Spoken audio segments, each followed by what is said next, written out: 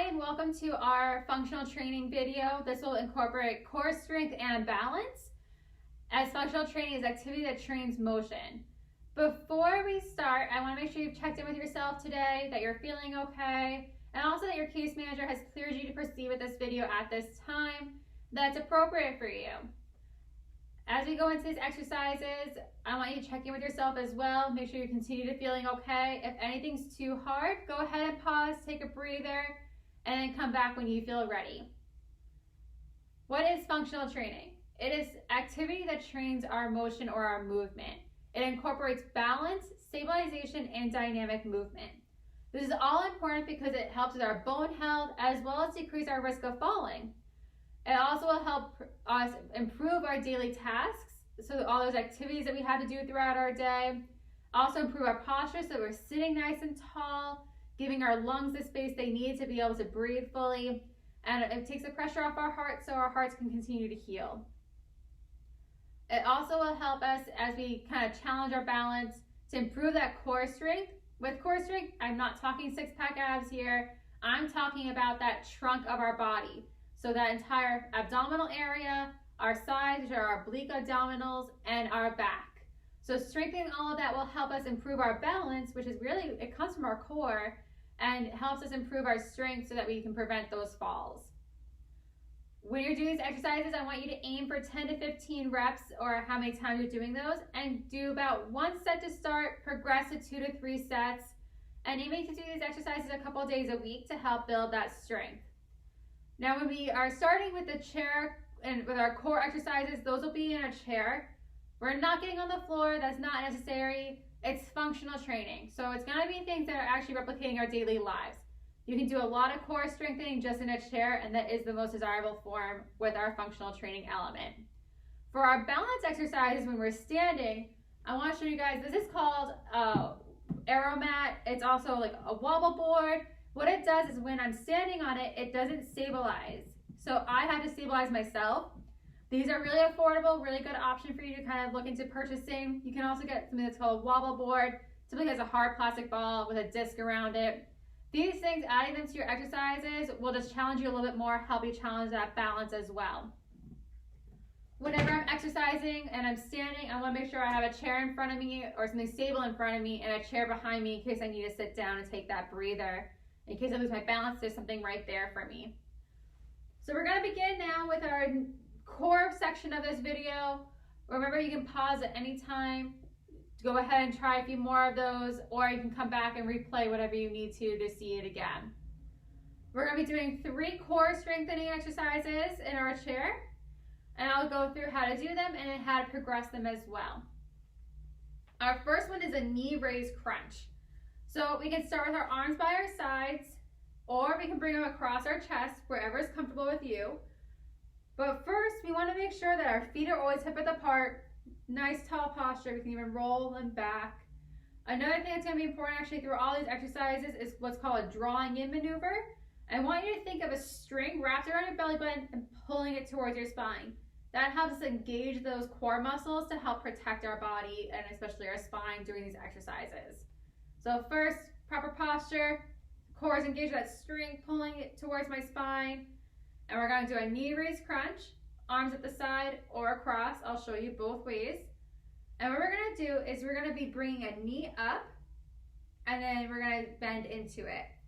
So we're going to exhale as we lift that knee up, and we can just bend towards that here.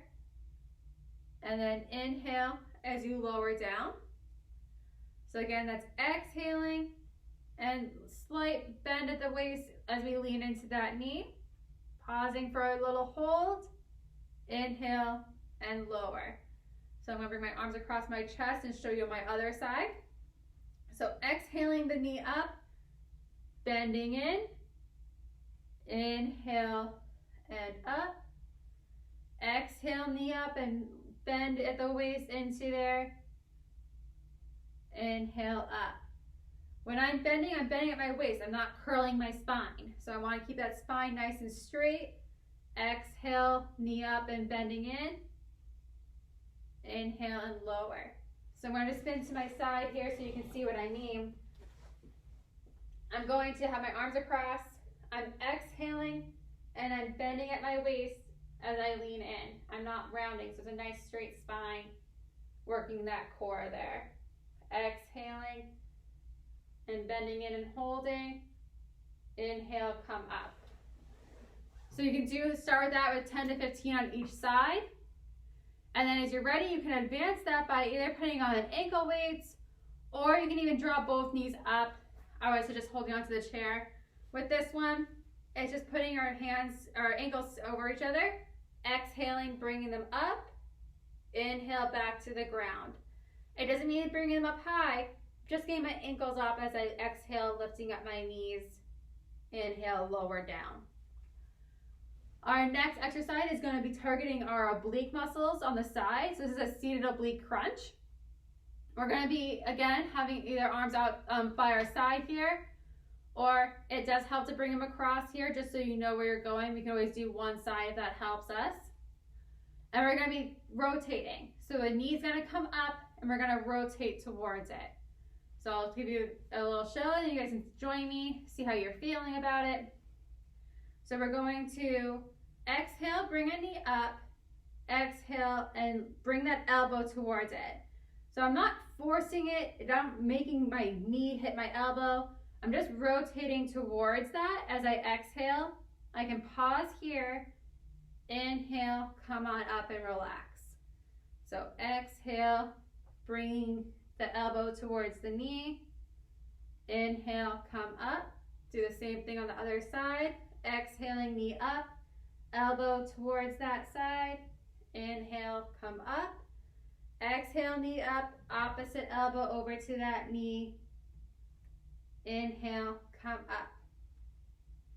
When you're ready to advance that, we can actually bring our hands behind our head. Now, I don't want you pulling on your head. Just put your fingertips right on your head so that you feel that you're there. And this is advancing it now, so make sure you feel comfortable doing this. I'm going to exhale, my knee up, exhaling, elbow over to that knee, inhale up. So exhaling, elbow towards the knee, inhale up. Again, I'm not forcing that elbow over there.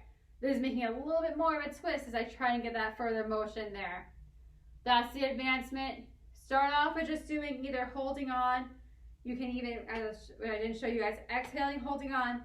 Kind of think of more of the shoulder rotating towards that knee, inhaling up. So again, that was an exhale, the knee up, with that elbow coming, the shoulder coming towards the knee, inhale up. That just kind of lets us hold on to the side a little bit more. So again, that was exhale. With the exhale, I'm bringing that shoulder towards the knee, inhale up. That is if you're not ready to bring it across yet, and bring that balance component in. So you can start at whatever level you feel comfortable with, do 10 to 15 times, and just keep progressing that with adding in more times around it as well. Our last one for our core in the chair is our reclining curl. So we're gonna sit a little bit more forward in our chair, closer to the edge, but not quite on the edge there. And we're gonna make sure, again, to sit nice and tall. Core is engaged with that string pulling my belly button towards my spine. I'm gonna hold on to the side of my chair here. And as I exhale, I'm gonna lean back, nice straight spine. I'm gonna lean back, kind of bringing my gaze more towards the ceiling. Holding it there, take a few breaths wherever you feel it engaged. You don't wanna be shaking, but you wanna feel that core really kick in. And then when you're ready, inhale and come up. So again, I'll show you this way and then I'll turn. We're going to exhale to where we feel that core engaged, nice and straight.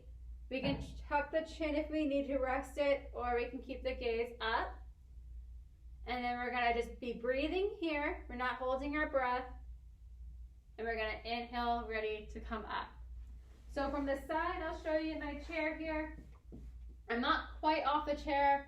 I'm closer to the edge though. I'm holding on to the sides, sitting nice and tall. I'm gonna exhale until I feel my core engage. I can tuck my chin if I need to feel a little bit better for my neck. And then I'm gonna inhale when ready to come up. So I'm exhaling back, to where I feel the core engage. I'm going to be breathing here, taking a few breaths, and then inhale and come up. So make sure you have a chair, the back behind you, in case you need to just kind of slump back and lean into it. And just go through that exercise as you feel comfortable. It can just be starting off nice and quick, exhaling back, inhaling forward, and the goal there to be lengthening that leaning back component and doing them a few more times.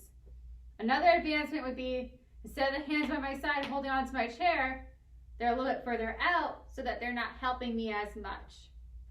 With that, I would just have my arms out to the side, exhaling back,